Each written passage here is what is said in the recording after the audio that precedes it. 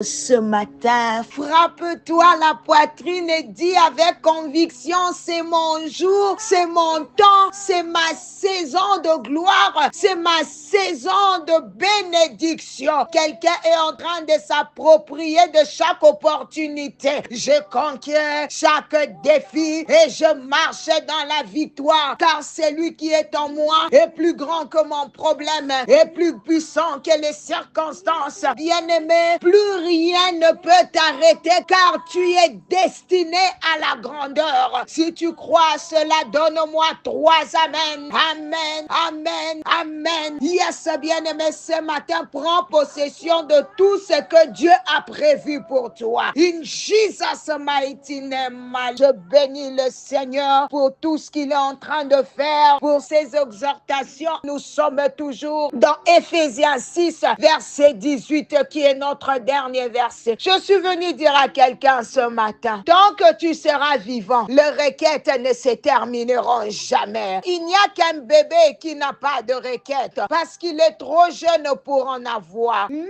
un enfant qui connaît Dieu tôt a des requêtes. Lorsqu'il dit, Seigneur, bénis papa, Seigneur, bénis maman, c'est une requête demandant la bénédiction pour son père ou pour sa mère. L'homme sur terre aura toujours de besoin. Si tu t'es suffisé à toi-même, tu n'aurais plus besoin de Dieu. Ce que j'aime avec les offrandes, les actions de grâce et autres, c'est qu'elles peuvent précéder le futur. Tu peux dire, Seigneur, je te dis merci pour ce que j'ai vu et ce que je n'ai pas encore vu comme accomplissement. Ce que tu ne sais pas, c'est que ces offrandes anticipent même les requêtes qui viendront après. Nous allons parler de la deuxième partie de notre verset du jour. Éphésiens 6, verset 18. On a parlé de faites en tout temps par l'Esprit toutes sortes de prières et de supplications. Le Saint-Esprit nous a aidés à comprendre ces choses. Maintenant, la deuxième partie qui dit, veillez à cela avec une entière persévérance. J'aimerais te parler d'abord de la persévérance. Beaucoup d'enfants de Dieu ont perdu la persévérance. Ou des chrétiens qui veulent que Dieu se manifeste immédiatement dans leur vie. Ils ne veulent pas attendre le temps de Dieu.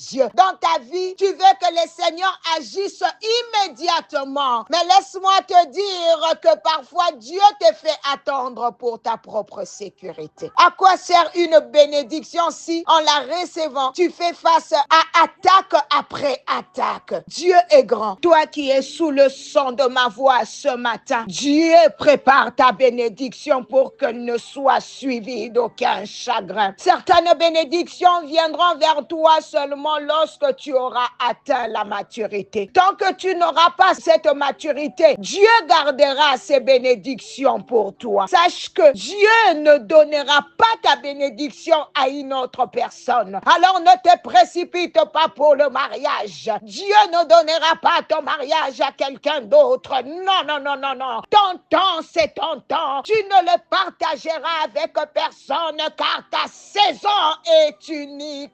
Quelqu'un est en train de dire, Seigneur, aide-moi à être persévérant. Aide-nous, Seigneur, à être persévérant par la puissance du Saint-Esprit au nom de Jésus. Ne sois pas un lâcheur. C'est pourquoi tu dois te réjouir de la bénédiction des autres, car ton tour viendra. Ne jalouse pas la bénédiction d'autrui, car les bénédictions ne s'épuisent pas dans le stock de Dieu. Les panier circule encore. La persévérance peut s'effriter lorsque la souffrance domine. Mais moi je dis non, cela ne sera pas ton partage. Rappelle-toi que Dieu reste le même hier, aujourd'hui et éternellement. Reste persévérant dans la prière, dans tes requêtes. Jacob a dit, je ne te laisserai point partir jusqu'à ce que tu me bénisses. Frère, c'est de la persévérance. Ça c'est de la persévérance. Il aurait pu dire, ok, tu es venu, tu peux t'en aller, mais il a décidé de rester toute la nuit, même si cela devait prendre des jours, de nuit ou de mois, il resterait jusqu'à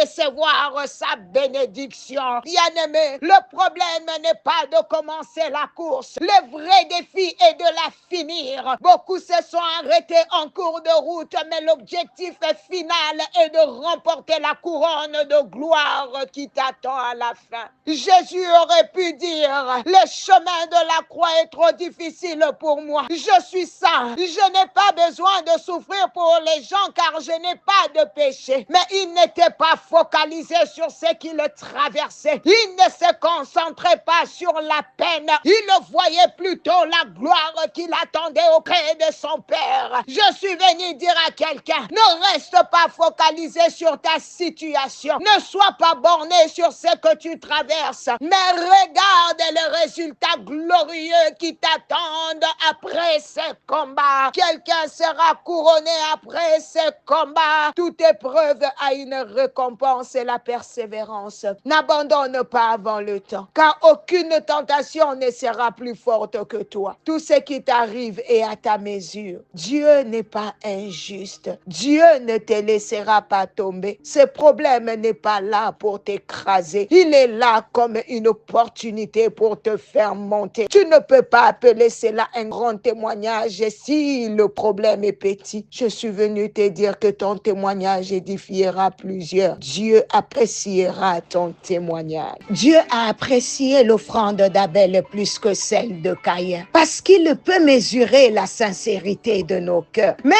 avec Dieu, il y a des comparaisons car une seule personne doit gagner la course. Tout le monde n'arrivera pas au même moment parce que nous vivons dans un monde compétitif. Jésus a apprécié l'offrande de la veuve et a dit que les autres avaient donné de leur superflu. Cela montre qu'il y a une compétition dans tous les domaines. Alors, bien-aimé, il faut toujours chercher à toucher le cœur de Dieu. Ne te lamente pas sur tes problèmes, car il montre que ta destinée est grande. C'est pour cela que tu fais face à des grands défis. Sois conscient, apprends à dépendre de Dieu. Bien-aimé, tu vas mettre ta main droite sur ton cœur et tu vas répéter, dis Seigneur, aide-moi à rester persévérant dans ma foi et dans ma quête de toucher ton cœur. Je ne me laisserai pas décourager par mes problèmes, mais je verrai en eux des opportunités de croissance et de bénédiction. Bien-aimé, continue et dit, j'ai choisi de me réjouir des bénédictions des autres, sachant que mon tour vient. Commence à remercier le Seigneur. Il a pour toi des projets de paix, non les projets de malheur. Alors commence à le remercier, Seigneur. Nous te disons merci pour tous ces enseignements, des succès en 2025. Moi, je crois, Seigneur, que notre saison ne sera pas comparable à la saison passée. Nous allons vivre ta gloire dans son entièreté. Seigneur, bénis toute personne qui est sous le son de ma voix. Sa journée est bénie. Son vendredi, son samedi, son dimanche, ces jours sont bénis. Va et brille. Va impacter.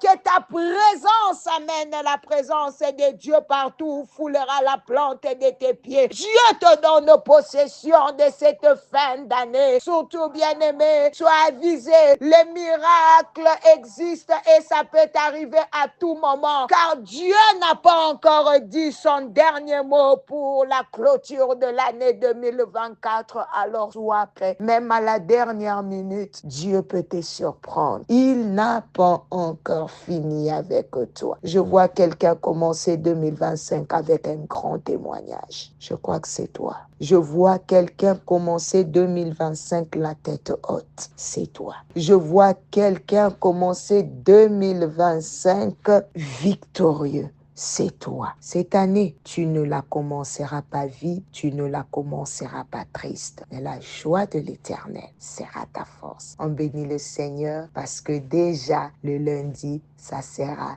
la dernière semaine de 2024. Dieu est bon. Donne-lui une offrande d'acclamation.